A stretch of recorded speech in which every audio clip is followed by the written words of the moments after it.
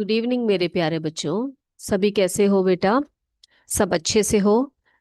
तो हम लोग बात कर रहे थे हमारे आसपास के मटेरियल्स के बारे में, and we learn that how the materials can be classified on the basis of their properties like shininess, color, shape, whether the material is hard or soft, it is smooth or rough. And also we learned how we can classify the objects or materials on the basis of transparent objects, translucent object and opaque objects, isn't it? तो हमने इसके बारे में भी बात कर लिया कि कोई वस्तु को हम ट्रांसपेरेंट कब कहते हैं, कब उन्हें हम ट्रांसलूसेंट कह सकते हैं, कब उन्हें हम ओपेक मटेरियल्स कह सकते हैं। तो इनके बेसिस पर हमने जो है बहुत सारे एग्जाम्पल्स भी देखे, एक्टिविटीज भी देखी हमने।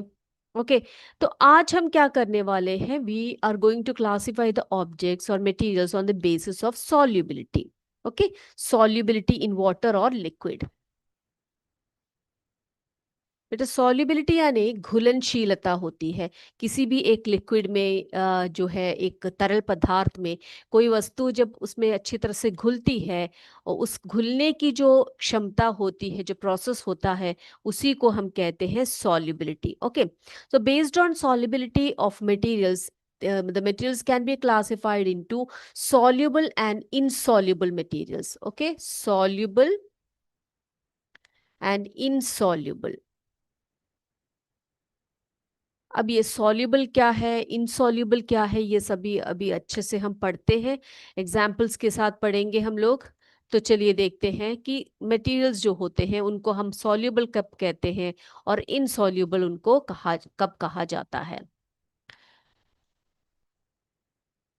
चलिए कुछ एग्जाम्पल्स के साथ ही हम शुरू करते हैं आज।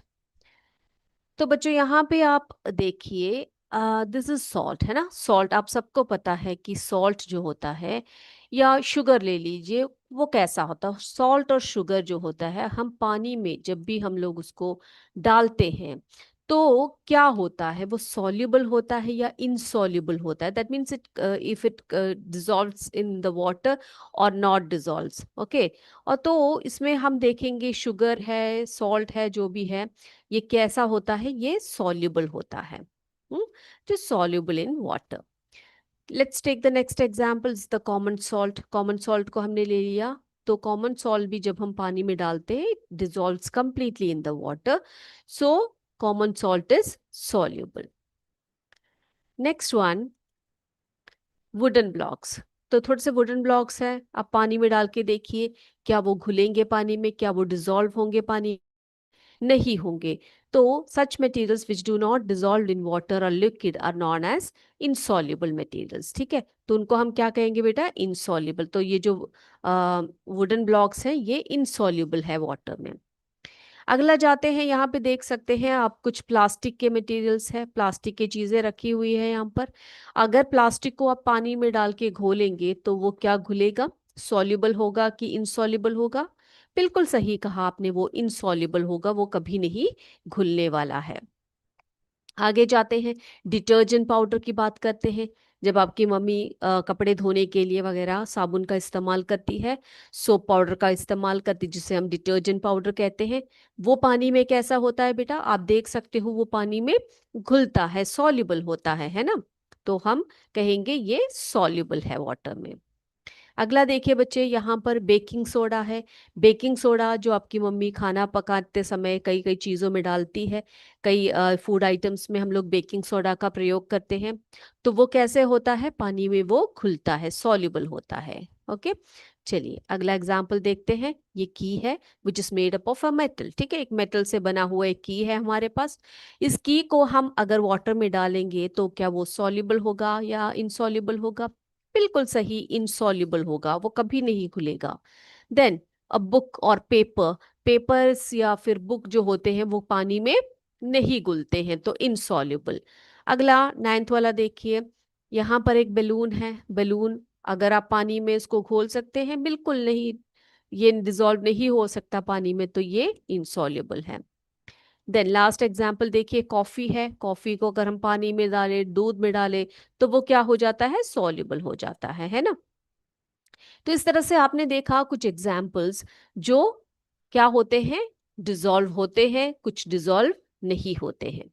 तो ऐसे मटेरियल्स को हम सॉल्युबल एंड इनसॉल्युबल मटेरियल्स कहते हैं। ठीक है, अब देखो बच्चों, जो है मटेरियल्स की जो सॉल्युबिलिटी होती है वो कैसे होती है, जरा एक और बार हम लोग उदाहरण देख लेते हैं इसके, उसके बाद आगे पढ़ेंगे। देखो बेटा, अभी इसके लिए आपको एक क्या करके दिखा रही हूँ, एक जो है एक सिमुलेशन है, इसको करके देखेंगे। And we'll see on the basis of solubility how can we classify the materials. Okay, तो materials को हम कैसे कैसे classify कर सकते हैं, जरा देख लेते हैं। तो we have classified the materials based on hardness, है ना, कौन कौन से मटेरियल्स हार्ड होते हैं, कौन से सॉफ्ट होते हैं, ये सब हमने देखा हुआ है। हार्डनेस के बेस पर हमने मटेरियल्स को हार्ड है या सॉफ्ट है करके हमने देखा है।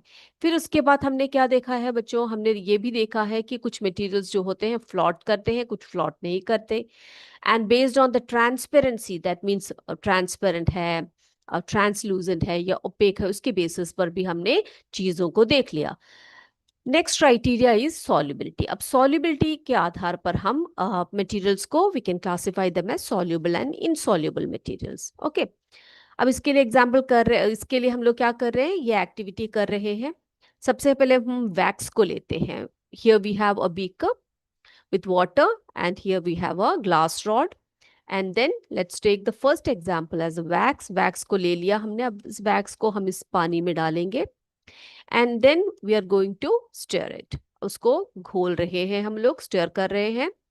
अब स्टर करते समय आप देख सकते हो the wax do not dissolve in the water, water में क्या हो रहा है, ये डिजोल्व नहीं होता है। तो आप इसको क्या बोलेंगे बेटा, इनसॉल्युबल बोलोगे कि सॉल्युबल बोलोगे? yes it is insoluble in water. next let's take a glass piece, अब एक ग्लास पीस को ले लिया, पानी में डाल दिया हमने and then we use the glass rod to stir it। अब इसको स्टेयर कर दिया हमने, स्टेयर करने पर आप देख सकते हो ग्लास, जो ग्लास पीस है वो वैसे की वैसा है, तो वो इनसॉल्युबल है। नेक्स्ट हम लेते हैं एक पेपर को, ऑयल पेपर को ले लिया हमने, इसको इसमें डाल दिया और अगेन हम इसको क्या करने वाले हैं, इसको स्टेयर करने वाले हैं। यस, अब आप क्या देख सकते हो, पेपर भी जो है उसमें भी कोई फर्क नहीं पड़ा, ये भी वैसे के वैसे इनसॉल्युबल है। नेक्स्ट अब किसको लेंगे हम लोग, अगला लेते हैं हम लीफ को ले लेते हैं। Let's take a leaf, leaf को डाल दिया हमने पानी में, अब इसको स्टेयर करेंगे, स्टेयर कर दिया, कोई फर्क नहीं पड़ता, the leaf is also insoluble in water. Let's take the coal, coal ले लिया, चलो पानी में डाल के इसको भी जरा घोल के देख लेते हैं। ये भी क्या हो रहा है बच्चों, ये भी इनसॉल्युबल है ना। Now in this we have sugar, चलिए शुगर को ले लिया, let's take a spatula and add some spatula full of sugar into the water. Now we are going to stir it। अब ध्यान से देखिएगा इसको, आप देखेंगे धीरे धीरे धीरे करते करते ये शुगर जो है वो क्या हो गया है, वाटर में डिसॉल्व हो गया है। तो हम इसको क्या कहेंगे, sugar is soluble in water और सॉल्युबल इन लिक्विड्स, है ना। तो शुगर कैसा मटेरियल है, सॉल्युबल है। ये जो हमारे पास wax, glass piece, paper, leaf, coal, ये सब कैसे मटेरियल्स हैं बेटा, इनसॉल्युबल मटेरियल्स हैं। ओके, इतनी बातें सभी बच्चों को क्लियर हो गई है, हो गई है बेटा। चलिए अब देखते हैं हम लोग ये जो सॉल्युबिलिटी ऑफ मटेरियल्स है, इसके बारे में हम थोड़ी सी और जानकारी प्राप्त करते हैं।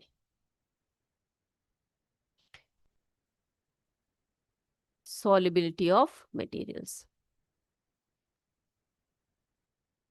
चलिए बेटा, soluble materials क्या होते हैं, how can you define the soluble materials?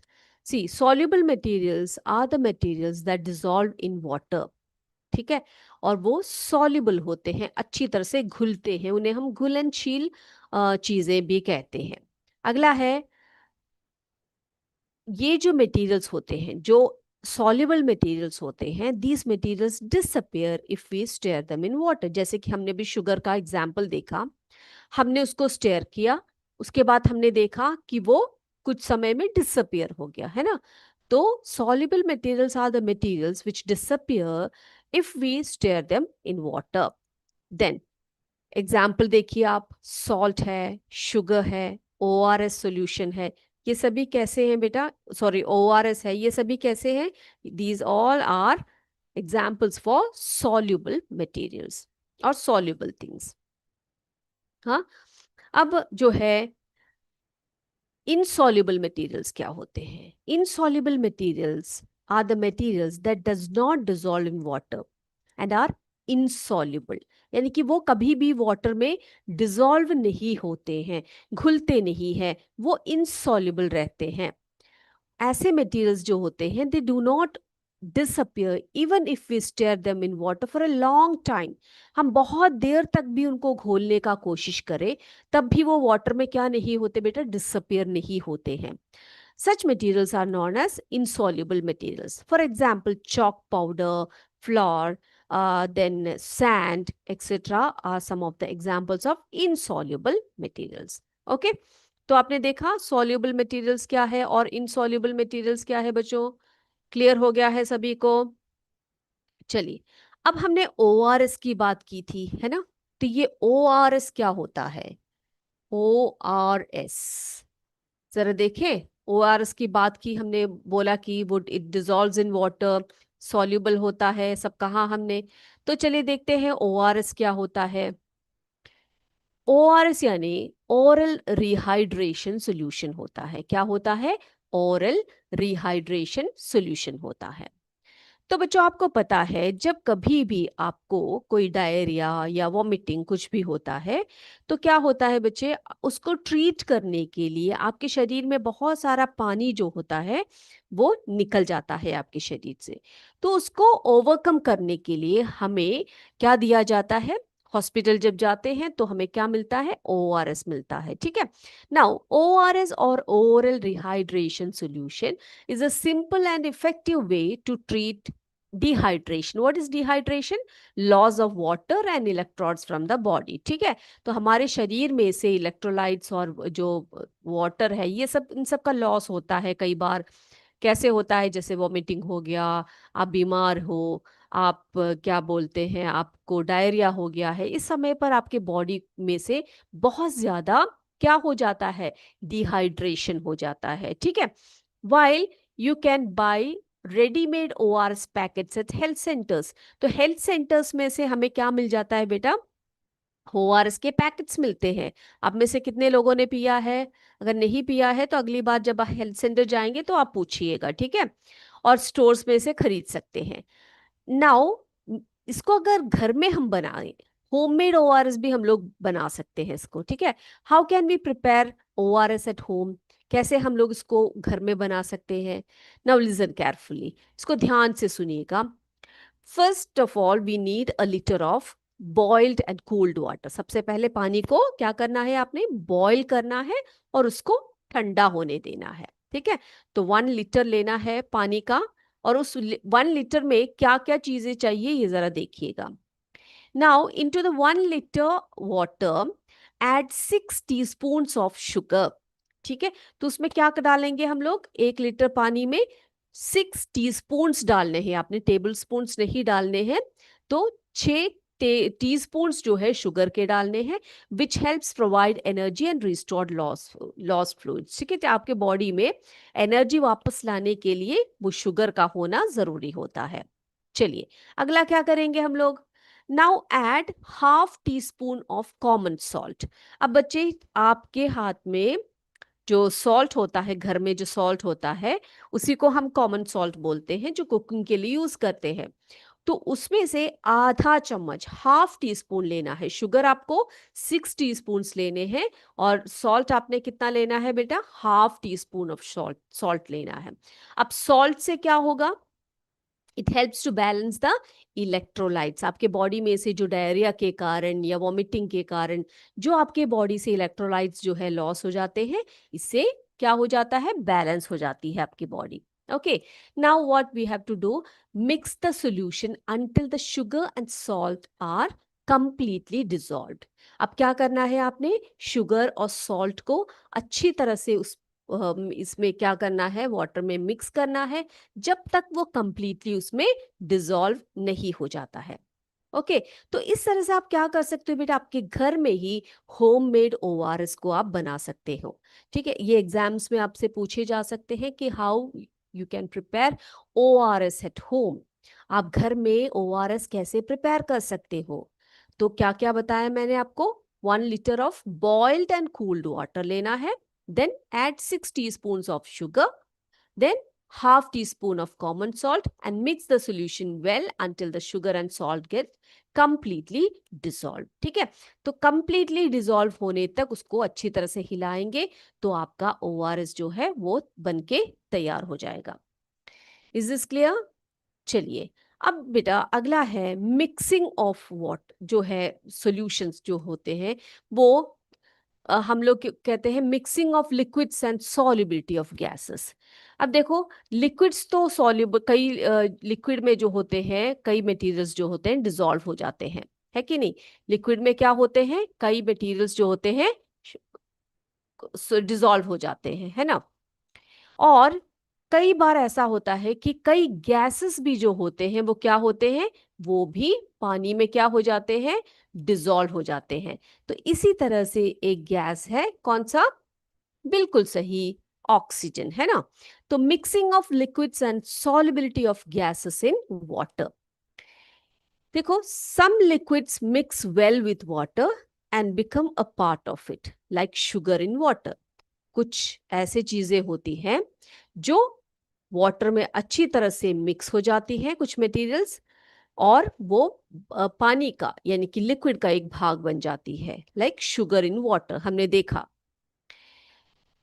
Other liquids do not mix with water and form a separate layer like oil। अब बच्चे, ऑयल को हम अगर पानी में डालेंगे, चाहे वो केरोसिन ऑयल हो, कोकोनट ऑयल हो, या ग्राउंडनट ऑयल हो, मस्टर्ड ऑयल हो, कोई भी ऑयल हो, जब हम पानी में डालते हैं उस चीज को, आपने नोट भी किया होगा इस चीज को, it do not mix with water and it forms a separate layer. ठीक है, एक सेपरेट लेयर ऊपर की तरफ आता है। अब उसको हम थोड़ी देर रखेंगे तो oil floats on top of water because it is lens dense. ठीक है, तो क्या होगा, वाटर के ऊपर वो तेल आ जाएगा।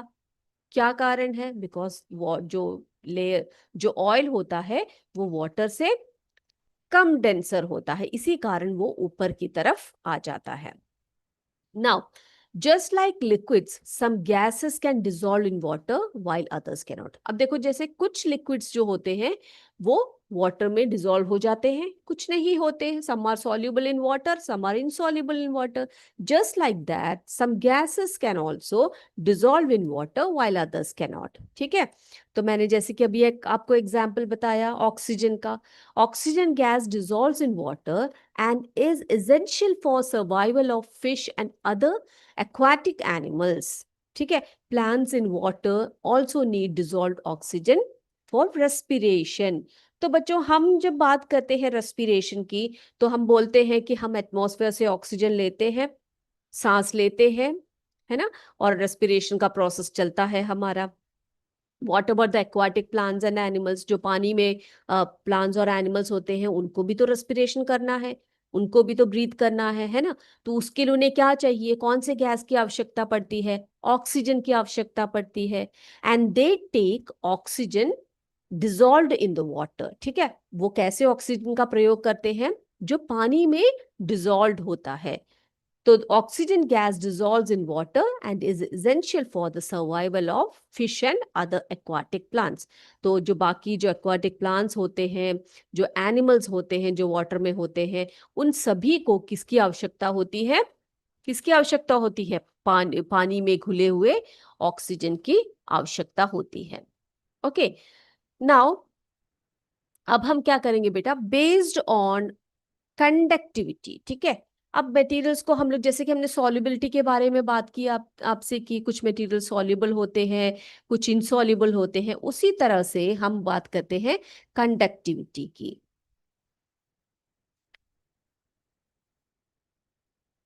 ठीक है, यहां पर हम बात करेंगे हीट की। तो based on conductivity, materials can also be classified into two types. That means good conductors, good conductors. I'm talking about heat, okay? Good conductors and bad conductors of heat.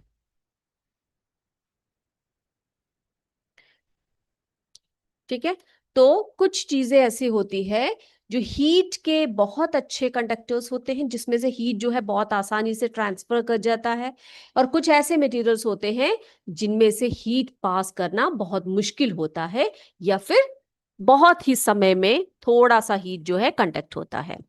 For this we have an activity, उसको हम लोग कर लेते हैं. चलिए, now children, for this activity we need a beaker full of hot water. बहुत ही गर्म पानी आपको चाहिए एक बीकर में. And then here we have a metal rod. देखो आप, एक मेटल का एक रॉड रखा है.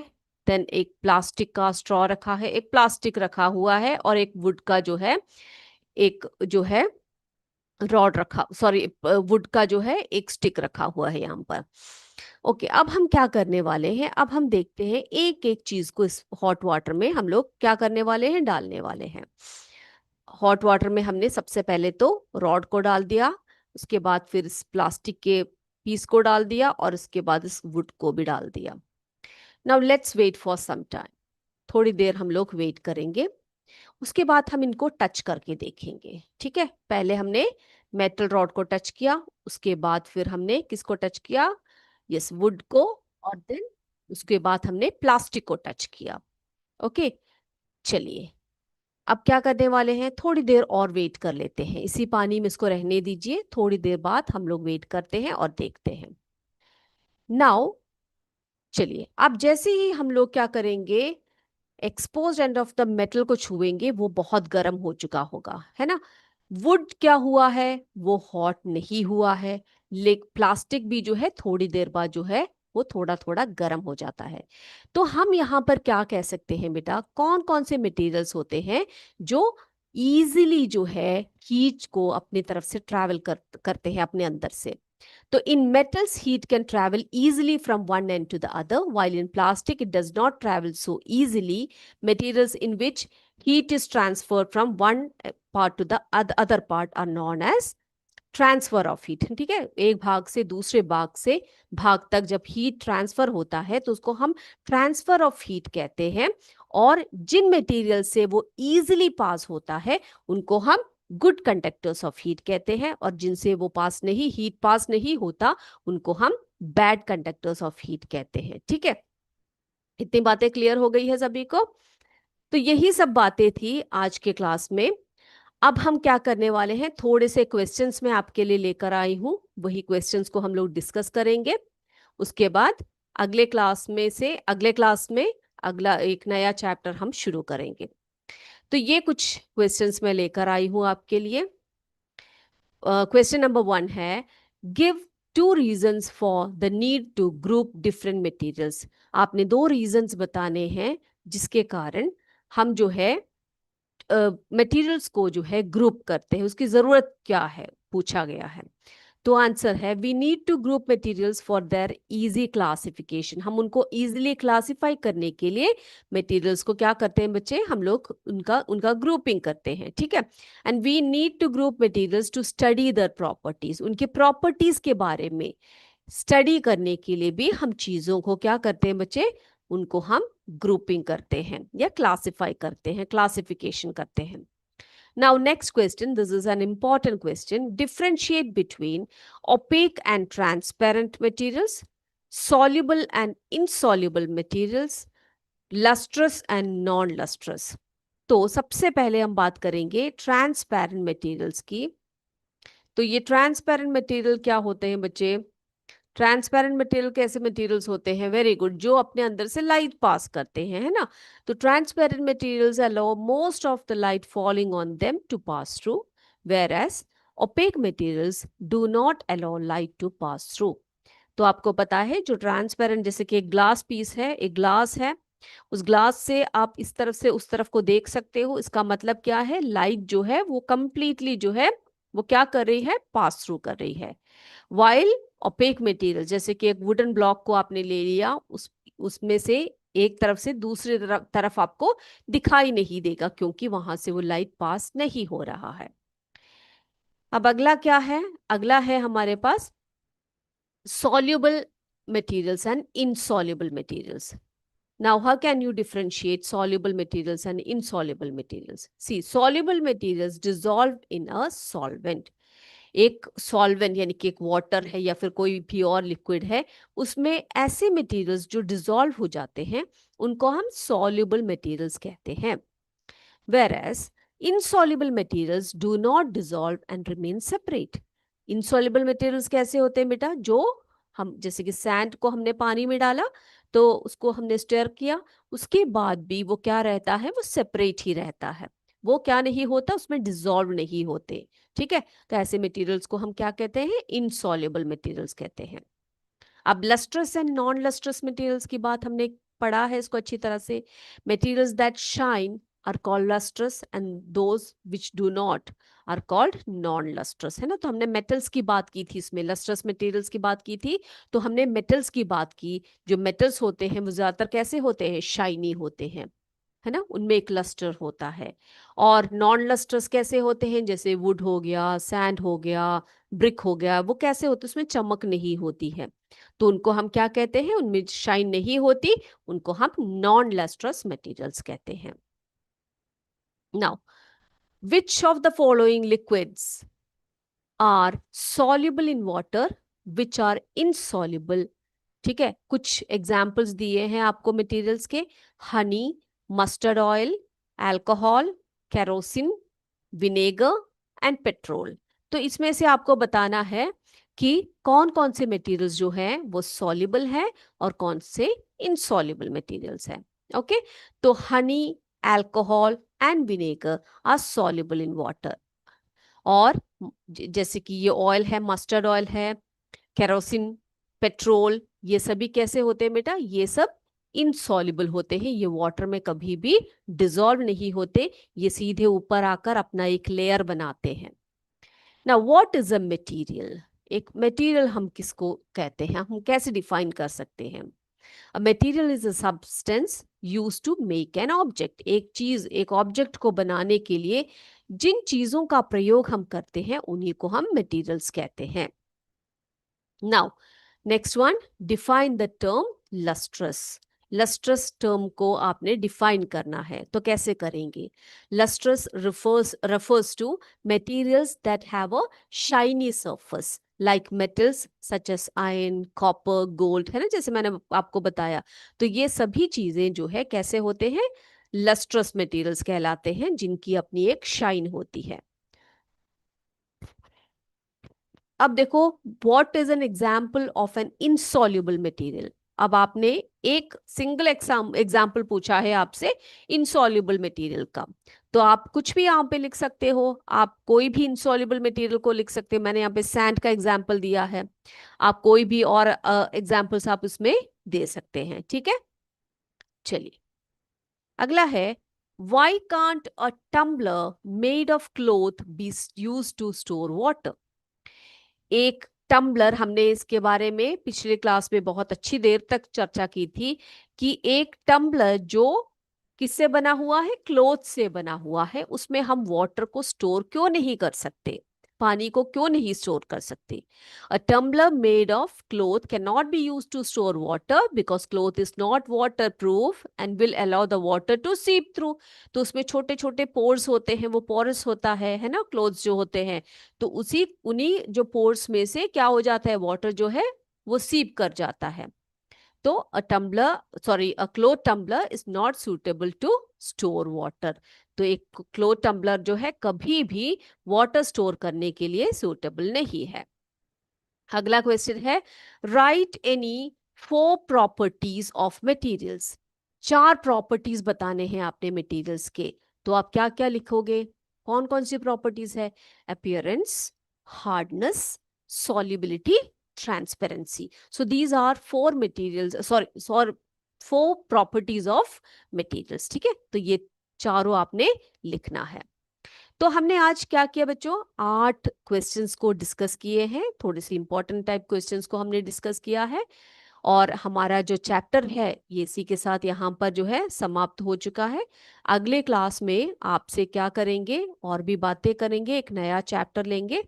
तब तक आज की क्लास को यहीं पर वाइंड अप करते हैं। जय विद्या शक्ति, जय हिंद, जय भारत। धन्यवाद। Thank you sir.